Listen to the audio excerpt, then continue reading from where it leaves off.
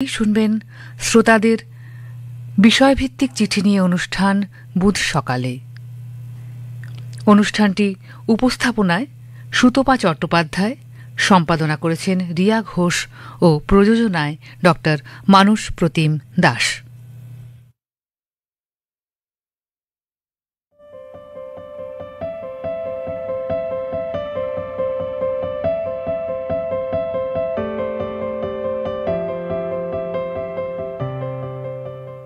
সবাইকে নমস্কার, সুপ্রভাত জানিয়ে শুরু করি আজকের বুধ সকালে। বুধ সকালে অনুষ্ঠানে জুন মাসে আপনাদের জন্য বিষয় দুদিন বইতো নয়। সত্যি দুদিন বইতো নয়। দেখুন, দেখতে দেখতে মাস শেষ হয়ে এলো। আজ শেষ বুধবার। যতটা সম্ভব দ্রুততার সঙ্গে একটু পড়ে নেওয়া আপনাদের চিঠি। প্রথম আজ যার লেখা পড়ব তিনি আমাদের মেল করেছেন maitrikatha@gmail.com এই ঠিকানায়, MAITREEKATHA maitrikatha@gmail.com এই ঠিকানায়। সুদীপ্তি মিশ্র হালদার, ফুলবাড়ি, দক্ষিণ 24 পরগনা। আপনার লেখা। ঘরে চাল বাড়ন্ত। লোকটা সেই কবে কাজে গিয়েছিল। আমি মেয়ে মানুষ, কত আর সংসার ঠেকাতে পারি। লোকের বাড়ি কাজ করে দুবেলার জোগাড়, ছেলেপুলের পড়াশুনো, তাদের বায়না সামলাতে আর পারি না যে। যাও না বাবু, একটু কাজে যাও। এখন কি আর আগের দিন আছে যেমন তেমন করে সংসার চলে যাবে? খরচ বেড়েছে।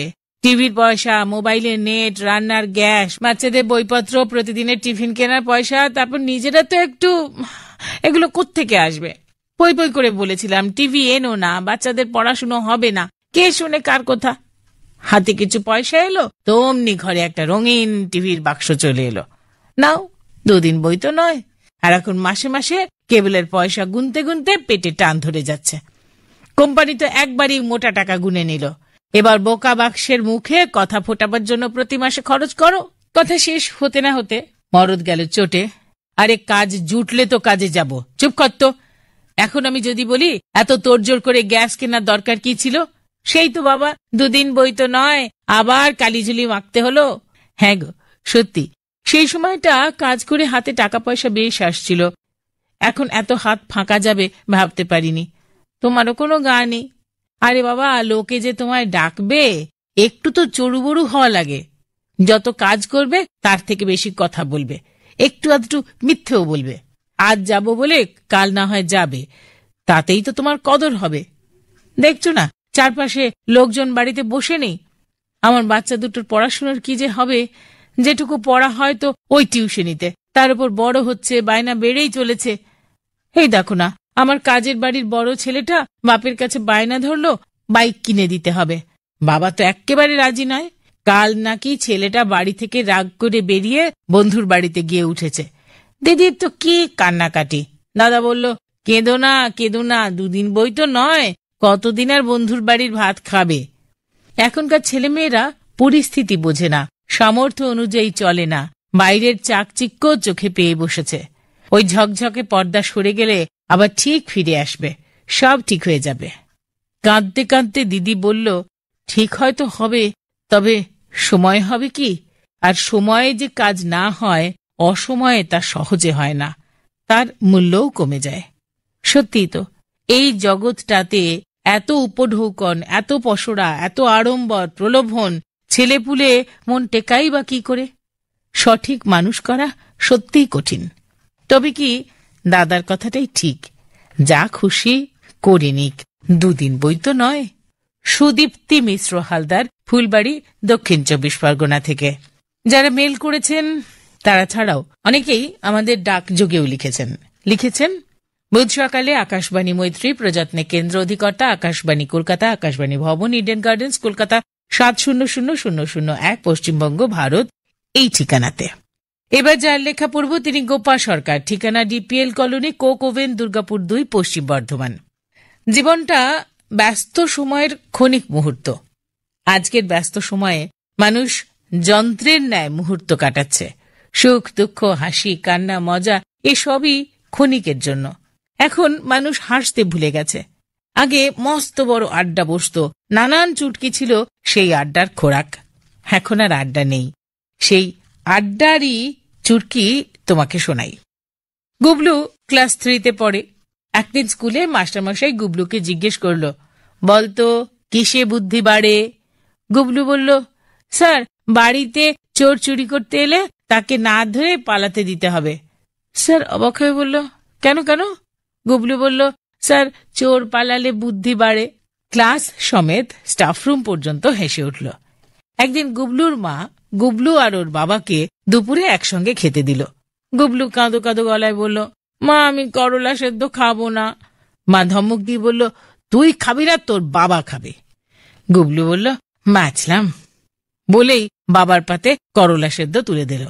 তাই দেখে দাদু, ঠাম্মা, মা সবাই হাসিতে ফেটে পড়ল।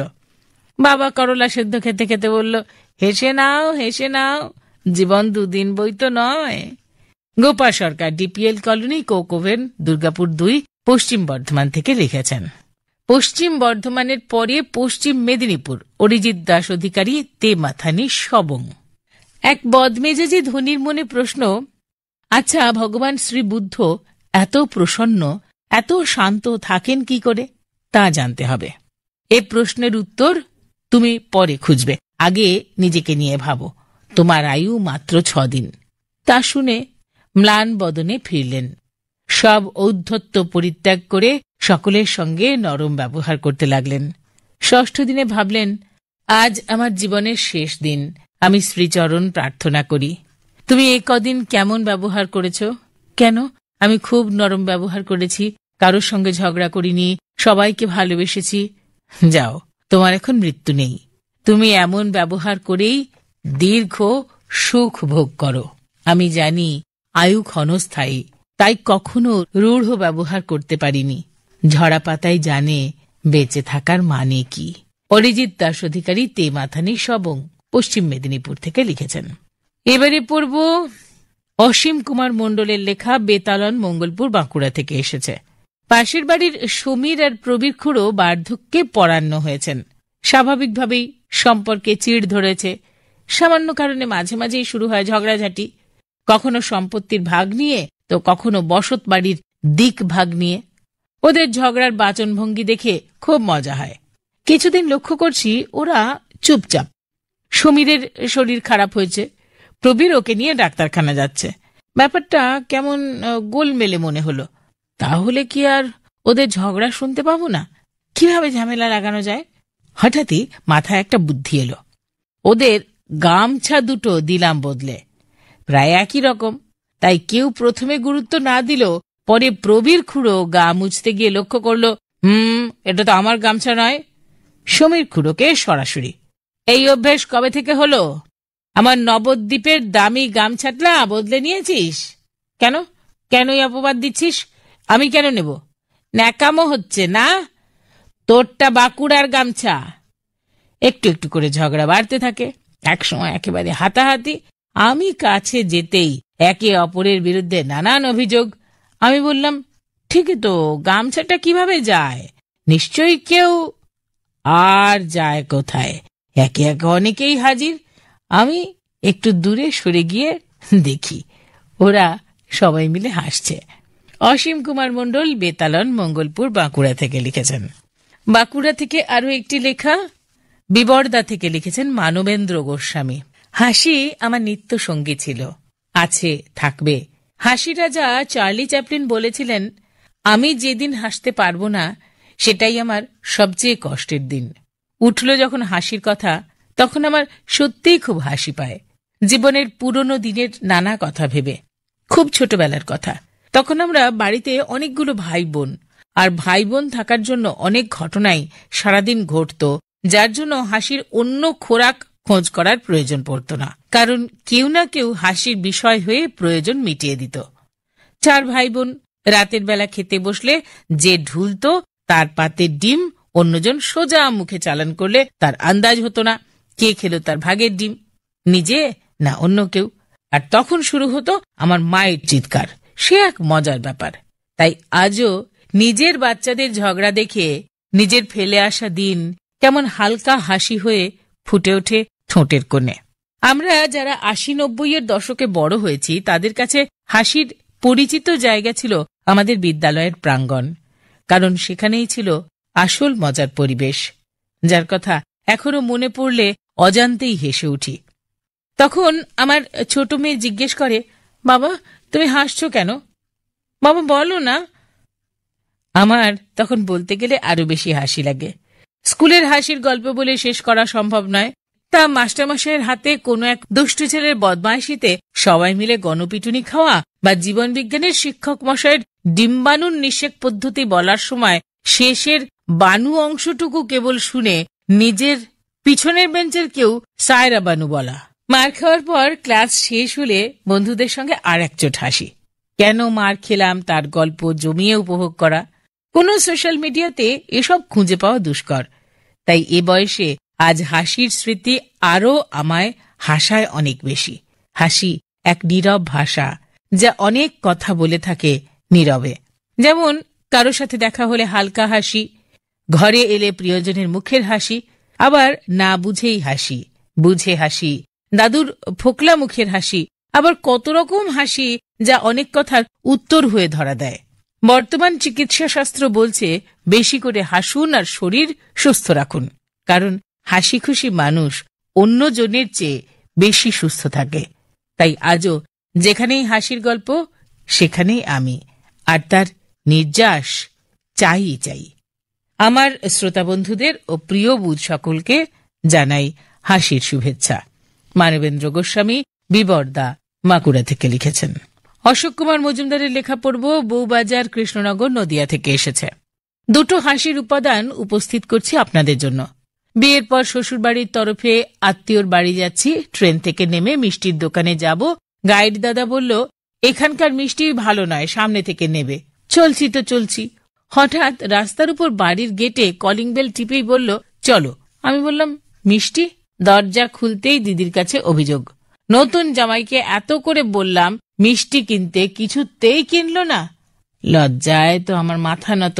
দিদি হো হো করে হেসে বললেন, তুমি ওই বদের পাল্লায় পড়েছ, কিচ্ছু মনে করো না, সব ঠিক আছে। কৃষ্ণনগর কমার্স কলেজের ইংরেজি প্রফেসরের কাছে কোচিং ক্লাস সেরে সন্ধ্যা ট্রেনে বেথুয়া ডহরি। পূর্ব ঘোষণা মতো সেদিন একটু বেশি পড়াবেন। সাধারণ পড়া শেষ। বললাম, স্যার খুব খিদে পেয়েছে। ছাত্র দরদি স্যার প্রত্যেকের জন্য এক প্যাকেট মুড়ির সঙ্গে 2টি করে সিঙ্গারা খাওয়ালেন। খাওয়া শেষ, নতুন পড়া শুরু হবে। হঠাৎ লোডশেডিং। সঙ্গে সঙ্গে আবেদন, স্যার আজ থাক, পরের দিন হবে। আদর্শবান শিক্ষক হেসে হেসে বললেন, তোদের জন্য পকেটে মোমবাতি দেশলাই আছে, এটুকু না পড়িয়ে ছাড়ব না। প্রয়াত প্রফেসর রবীন্দ্রনাথ চক্রবর্তীকে জানাই অন্তরে শ্রদ্ধা। তিনি যেখানেই থাকুন ভালো থাকুন। অশোক কুমার মজুমদার লিখেছেন বউবাজার, কৃষ্ণনগর, নদিয়া থেকে। একান্নবর্তী পরিবারে শিশু কিশোর বেলা কেটেছে কল্যাণ কুমার বন্দ্যোপাধ্যায়ের। ঠিকানা রবীন্দ্রপল্লী, বর্ধমান জেলা, পূর্ব বর্ধমান। আপনি লিখেছেন, আমাদের বাড়ির পাশেই থাকতেন দাদুর এক জেঠতুতো বোন। তিনি ছিলেন বাল্য বিধবা, তাই তার বাপ ঠাকুরদার ভিটেতেই থাকতেন। আমরা তৃতীয় প্রজন্মের ছেলেমেয়েরা তাকে আদর করে দিদু বলতাম। তার কাছে শুনতাম নানা কীর্তিকথা, নানা দর্শনের বা তত্ত্বকথা। তিনি বলতেন, বিধাতা পুরুষ আমাদের এই ধরার বুকে পাঠিয়েছেন, অর্থাৎ আমরা পৃথিবী নামক এই গগনে তার হাতের ঘুড়ি, লাটাই তো তার হাতে, তাই যখন ইচ্ছে হবে টেনে গুটিয়ে নেবেন, আর আমরা গোত্তা খেতে থাকব। জীবন দ্বীপ আমাদের যাবে নিভে। তাই বুঝলে দাদু ভাই, জীবন কখনো দীর্ঘস্থায়ী হয় না। দুদিনের তরে এই চরাচরে অহং ত্যাগ করে হেসে খেলে কাটিয়ে দাও। সময়ে অসময়ে বিধাতা পুরুষকে ডেকো। সে সময় গ্রামে আসতেন এক গেরুয়া বেশধারী বাউল। তিনি কখনো একতারা, কখনো বা গুবা বাজিয়ে নানা দর্শনের গান গাইতেন। যেমন, গুরু ভজলিনারে মোনামার, একদিন ভবে দেখবি অন্ধকার, অথবা হেসে নাও দুদিন বইতো নয়। আসলে কি জানো বন্ধু, আমাদের জীবনযাত্রার সঙ্গে ট্রেন যাত্রার একটি অদ্ভুত মিল আছে।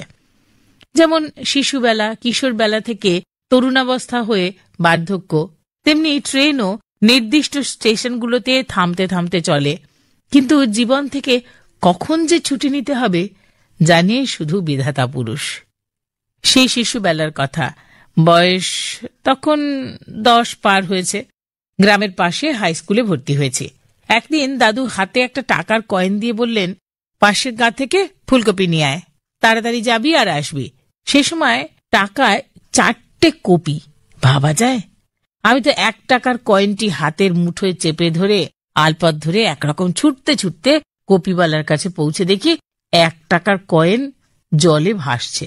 আসলে ঘামে ভিজে যাওয়া আর কি। আমি ভাবলাম টাকা কাঁদছে, আমার আর কপি কেনা হলো না। খালি হাতে বাড়ি আসতেই দাদু জিজ্ঞেস করেন, কপি কোথায় রে বুড়ো, তুই কি টাকা হারিয়ে ফেলেছিস? আমি বলি, টাকাটা খুব কাঁদছিল তো দাদু, তাই কপি কেনা হয়নি। বাড়ির সবাই সোৎসাহে হেসে ওঠেন খিলখিলিয়ে, আর সবাই বলতে থাকেন, এই ছেলে একদিন ঠিক টাকা করবেই। 55-56 বছর আগেকার সেই দিনের ওই প্রসঙ্গ মনে এলে আজও হেসে উঠি আপন মনেই। কল্যাণ কুমার বন্দ্যোপাধ্যায় লিখেছেন রবীন্দ্রপল্লী, বর্ধমান জেলা, পূর্ব বর্ধমান থেকে। এবার কিছু চিঠির প্রাপ্তি স্বীকার। বৃন্দাবন ঘোষ, বিষ্ণুপুর, বাঁকুড়া; দেবীপ্রসাদ মণ্ডল, গোয়ালতোড়, পশ্চিম মেদিনীপুর; নির্মলেশ পাণ্ডা, রাজবলহাট, হুগলি; সুখময় মিশ্র, কাঁথি, পূর্ব মেদিনীপুর; কৃষ্ণা কর্মকার, খড়ার, পশ্চিম মেদিনীপুর থেকে লিখেছেন। আপনাদের সবাইকে অনেক অনেক অনেক ধন্যবাদ। এবারে পরের চিঠি বা মেল হাতে নেওয়ার আগে বলবো আগামী মাস অর্থাৎ জুলাই মাসে বুধ সকালে অনুষ্ঠানে চিঠি লেখার বিষয়। ছাতা কাহিনী। ছাতা ফেলে আসা হোক কিংবা ঝড় বাদলে ছাতা উল্টে গিয়ে বিপত্তি, আমাদের জীবনে ছাতা জড়িয়ে আছে নিবিড়ভাবে। এতই নিবিড় যে 37 বছর ধরে একই ছাতা সারিয়ে কাপড় পাল্টে ব্যবহার করে চলেছেন বিশুর জ্যাঠামশাই। 6 মাস অন্তর ছাতা পাল্টায় যারা, তাদের জন্য বিদ্রুপ ছাড়া কিছু নেই তার মুখে। ছাতা নিয়ে গর্ব যেমন থাকে মানুষের, আক্ষেপও কিন্তু কিছু কম নয়। নিত্যযাত্রীর জন্য শৌখিন ছাতা অধরা, ওসব ফাঁকা রাস্তায় টিপটিপ বৃষ্টির মধ্যে আদতে আলতো পদক্ষেপে চলা পুরুষ বা রমণীর জন্য। এদিকে মাথার উপর ছাতা ধরা রোদবৃষ্টি আটকানোর থেকে অনেক বেশি কিছু বোঝায় আমাদের কাছে। অতএব ছাতা প্রসঙ্গে কলম বা মাউস ধরতে নিশ্চয়ই ইতস্তত করবেন না কেউ।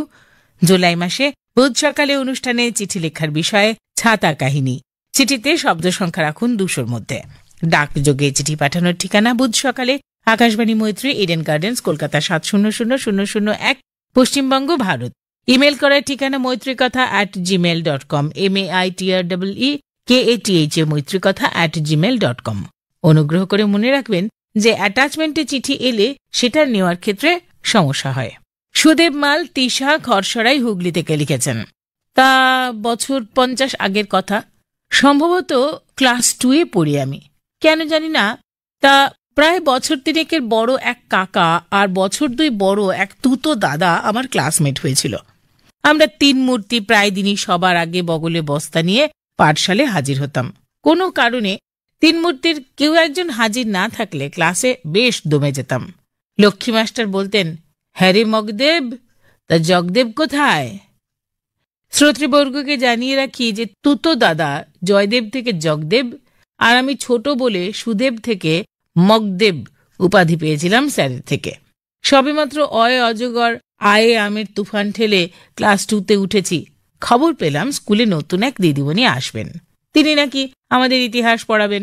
এতদিন ইতিহাস স্যারের গাঁটটা খেয়ে খেয়ে মাথাগুলোয় যেন গর্ত হয়ে গিয়েছিল। হাঁপ ছেড়ে বাঁচলাম। সত্যিই তাই, বেশ আনন্দে কাটছিল 3 মূর্তির। দিদিমণি পড়ান বেশি, ধরেন কম।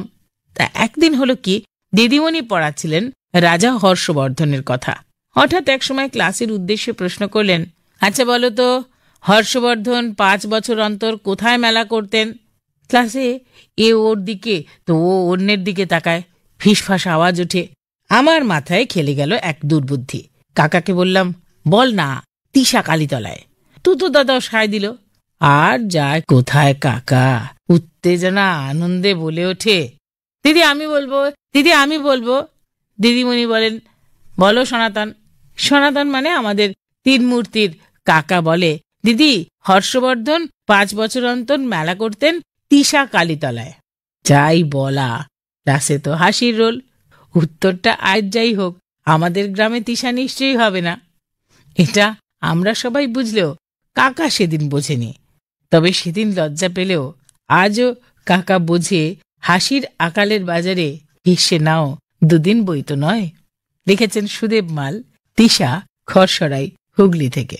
অসীম সিনহার লেখা এসেছে কৃষ্ণনগর পোস্ট অফিস মোড়, গোবিন্দ সড়ক, নদিয়া থেকে। আমাদের প্রবীণ সহকর্মী গোষ্ঠবাবু রিটায়ারমেন্টের 3 মাস আগে উচ্চতর পোস্টে প্রমোশনের জন্য ইন্টারভিউ কল পেলেন। নির্দিষ্ট দিনে তিনি তার পরিচিত প্লাস্টিক ব্যাগটা নিয়ে সিলেকশন কমিটির কাছে হাজির হলেন। নাম ডাকা হলে তিনি কাঁচের দরজা খুলতে না পেরে হামাগুড়ি দিয়ে ঘরে ঢুকে দেখেন 5 জন ভদ্রলোক বসে আছেন। তিনি কপালে হাত ঠেকিয়ে বিড়বিড় করে মন্ত্র বলতে লাগলে একজন জিজ্ঞেস করলেন, এ কি করছেন? গোষ্ঠবাবু জানালেন তিনি রক্ষাকালীর মন্ত্র বলছেন। অপরজন জিজ্ঞাসা করলেন, আপনাকে এখানে কেন ডাকা হয়েছে জানেন কি? গোষ্ঠবাবু ধীরে সুস্থে বলতে লাগলেন, তার মেয়াদ আর 2 দিন বইতো নয়। অফিসের কাজে তিনি সব রক্ত দিয়ে আজ অসুস্থ হয়ে পড়েছেন, অথচ সময় মতো প্রমোশন পাননি। এরপর যোগ করলেন, এই ব্যাগে করে তিনি গান্ধী, জওহরলাল এবং নীলরতন নিয়ে ঘুরে বেড়াচ্ছেন। এইসব হাসপাতালে বিভিন্ন সময় ডাক্তার দেখিয়েছেন তিনি। অনেক প্রেসক্রিপশন তিনি বার করে দেখালেন। ইন্টারভিউ কমিটির একজন বললেন, আপনার ইন্টারভিউ হয়ে গেছে। এরপর গোষ্ঠবাবু তার জামার ভিতরে থাকা গলায় ঝোলানো প্রায় 2 হাত লম্বা রুদ্রাক্ষর মালা বার করে বললেন, এটা নেপাল থেকে আনা সর্বকার্য সিদ্ধ মালা। আশা করি এবার প্রমোশন হয়ে যাবে। পরদিন অফিসে এই ঘটনা শুনে আমরা হো হো করে হেসে উঠলাম। অসীম সিনহা, কৃষ্ণনগর পোস্ট অফিস মোড়, গোবিন্দ সড়ক, নদিয়া। চন্দন চক্রবর্তী লেখা এসেছে ডিমারিহাট, তমলুক, পূর্ব মেদিনীপুর থেকে। আমি আর আমার পিঠুপিঠি পরের ভাই তখন 8ম এবং 7ম শ্রেণীতে পড়ি। ডিসেম্বর মাস, বার্ষিক পরীক্ষা। পরের দিন দুজনেরই ইংরেজি পরীক্ষা। ঠিক করি রাতে খাওয়া দাওয়ার পর পুরো সিলেবাসটা অন্তত একবার ঝালিয়ে নেব, সে যত রাতই হোক। সেই মতো আমরা পড়ার ঘরে তক্তপোষের উপরে চাদর গায়ে দিয়ে হ্যারিকেনের আলোয় পড়তে বসি। ঘুম এলে চোখে মুখে জল দিয়ে আসি। প্রসঙ্গত বলি, তখন আমাদের ছিল দোতলা মাটির বাড়ি, বিদ্যুৎ ছিল না। টানা বারান্দার একদিকে ছোট পড়ার ঘর, অন্যদিকে ছিল বাথরুম। রাত তখন 2:30। বাথরুমের দরজা খোলার আওয়াজ, ক্যাঁচ। আমরা 2 ভাই দুজনের মুখের দিকে তাকিয়ে আছি। ওই দিকটা অন্ধকার, ঠিকমতো ঠাহর হচ্ছে না। দেখি একটা ছায়া মূর্তি আমাদের দিকে এগিয়ে আসছে। আমাদের 2 ভাইয়ের মুখ দিয়ে ভয়ে আ করে অদ্ভুত গোঙানি বেরোচ্ছে। হঠাৎ ছায়া মূর্তি দৌড়ে এসে আমাদের গায়ের উপরেই হুমড়ি খেয়ে পড়ল। কিছুক্ষণ পরে ধাতস্থ হয়ে দেখি ছায়া মূর্তিটা হলো আমাদের 7 বছরের ছোট ভাই। সে কাউকে না দেখে একা চাদর মুড়ি দিয়ে অন্ধকারে বাথরুমে গিয়েছিল। আর ফেরার সময় এই ঘটনা। সে ভেবেছিল আমরা নিশ্চয়ই ভূত দেখেছি, তাই সেও ভয় পেয়ে প্রাণপণে দৌড়ে এসে আমাদের গায়ের উপর আছড়ে পড়েছিল। এখন আমরা সকলেই 70-এর কোঠায়। যখন কোনো অনুষ্ঠানে আমরা একসঙ্গে বসি, কথায় কথায় এই প্রসঙ্গ এলে আমরা নিজেরাও হাসি এবং হাসির খোরাক হই। চন্দন চক্রবর্তী, ডিমারিহাট, তমলুক, পূর্ব মেদিনীপুর থেকে লিখেছেন। জয়ন্ত কুমার সরকার লিখেছেন বিডিও অফিসের সন্নিকট, বিষ্ণুপুর জেলা, বাঁকুড়া থেকে। জীবনটা লম্বা নয়, বৈচিত্র্যপূর্ণ হওয়া প্রয়োজন। খুশির রসদ খুঁজে নিতে হয় সংসার থেকেই। পাশের ফ্ল্যাটের দত্তবাবুর কথা এগুলো। ভারী মজার মানুষ দত্তবাবু, স্ত্রীও খুব মজার। এই তো সেদিন সকালে দত্তগিন্নির বাজ খাই গলা, তুমি ডালের বাটির বদলে জলের গ্লাসে রুটি ডোবাচ্ছ, স্বাদ পাবে কি করে? বড় বড় লেকচার, না ডালে নুন নাই, তরকারিতে ঝাল নাই। মাগো মাগো, আমায় বলে ফেসবুকে এত কি আছে, তুমি জানো না কি নেই ফেসবুকে? বেশ করি ফেসবুক করি। এক নিঃশ্বাসে কথাগুলো বলে থামলেন দত্তগিন্নি। সেদিন গুড্ডুকে দাদু বললেন, তো স্কুলের মাস্টার রাস্তায় আমাকে দেখে ভিড়মি খেয়ে পড়ে গেল কেন রে? গুড্ডুর মুচকি হাসি, গতকাল স্কুলে যায়নি তো, বলেছিলাম দাদু টেসে গেছে। দাদু তো শুনে টিউটার গুড্ডুকে পড়াচ্ছেন, ঢুলছে দেখে মাথায় একটা গাঁটটা। এত ঘুম কেন রে তোর?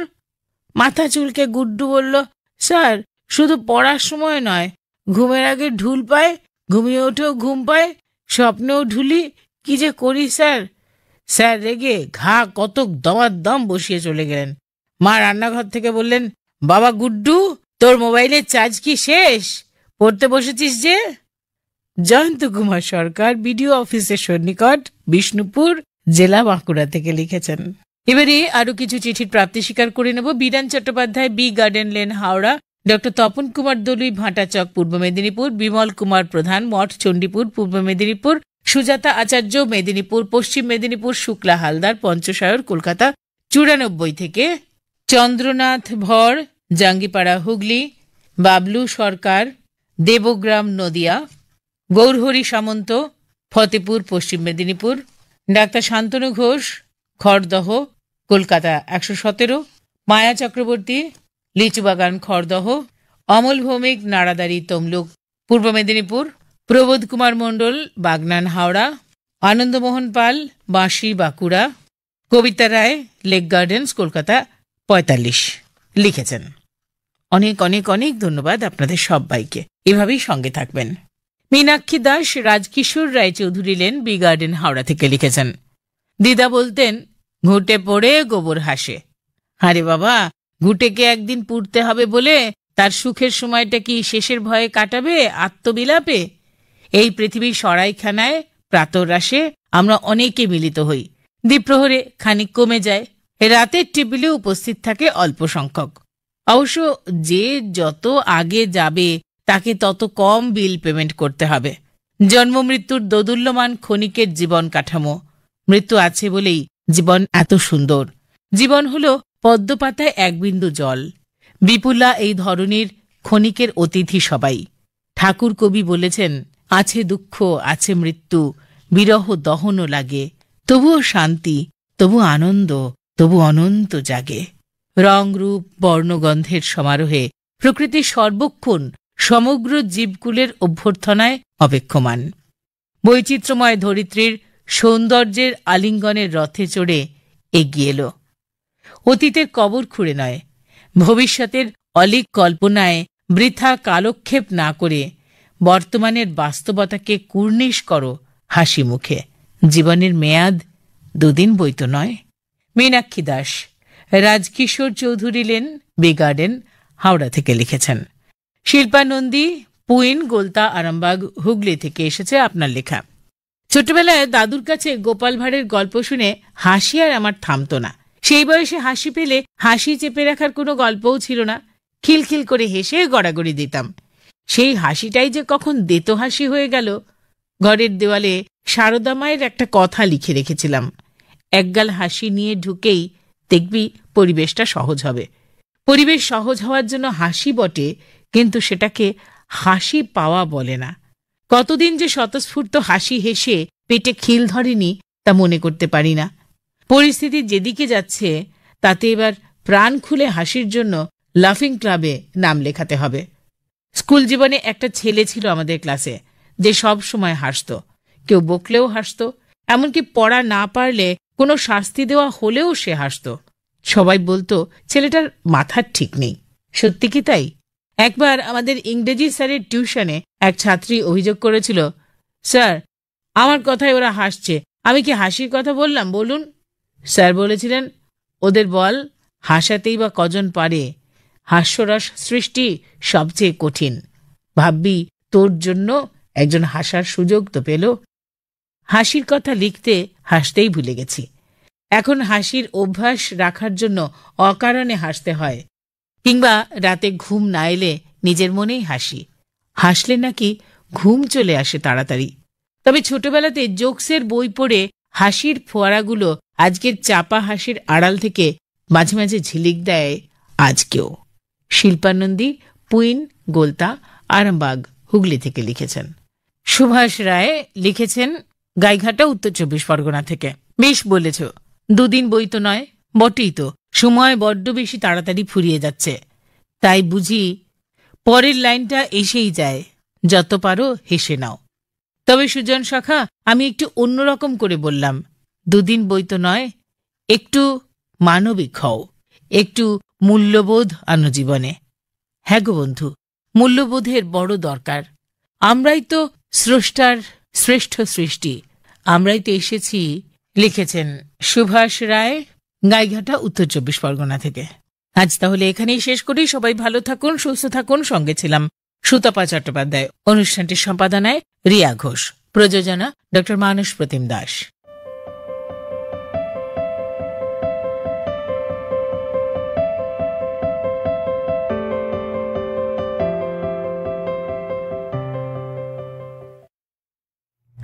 শুনলেন বুধ সকালে, উপস্থাপনায় সুতপা চট্টোপাধ্যায়, সম্পাদনা রিয়া ঘোষ, প্রযোজনা ডক্টর মানস প্রতিম দাস।